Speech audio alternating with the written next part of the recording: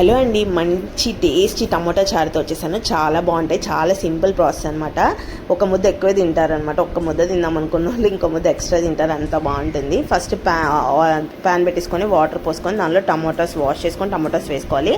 అవి మంచిగా ఇలా పీల్ ఊడిపోయే వరకు బాయిల్ చేసుకోవాలి. తర్వాత ఆ పీల్ తీసేసి టమోటాస్ వేసుకొని మీరు మిక్సీలో అయినా వేసుకోవచ్చు. నేనైతే జస్ట్ ఇలా స్మాష్ చేసుకున్నాను. నెక్స్ట్ ఈ పౌడర్ మెయిన్ అండి. ధనియాలు, జీలకర్ర, మెంతులు, వెల్లుల్లి, మిరియాలు ఇవన్నీ వేసుకొని కొంచెం మంచిగా ఫ్రై చేసుకోవాలి. ఫ్రై చేసుకొని కోర్స్గా బ్లెండ్ చేసుకోవాలన్నమాట. మంచిగా చల్లారిపోయిన తర్వాత నెక్స్ట్ మనం ఆ టమాటా పల్ప్లో ఆ పౌడర్ వేసేసుకుంటున్నాము. తర్వాత కొంచెం ఉప్పు, కొంచెం పసుపు, కొంచెం కారం అండ్ చిన్న లెమన్ సైజ్ అంతా చింతపండు నానబెట్టుకున్నాను.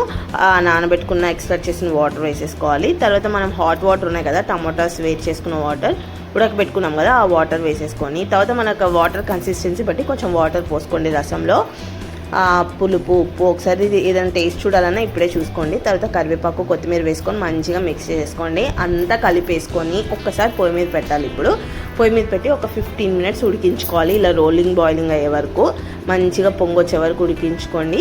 తర్వాత ఒక 5 మినిట్స్ ఉంచేసి దించేసుకోవడమే. చాలా త్వరగా అయిపోయింది కదా, చాలా సింపుల్ అనమాట. తర్వాత పోపు పెట్టేసుకొని కొంచెం పోపు వేసేసుకోవడమే. చాలా టేస్టీగా ఉంటాయండి, అందరికీ నచ్చేస్తుంది.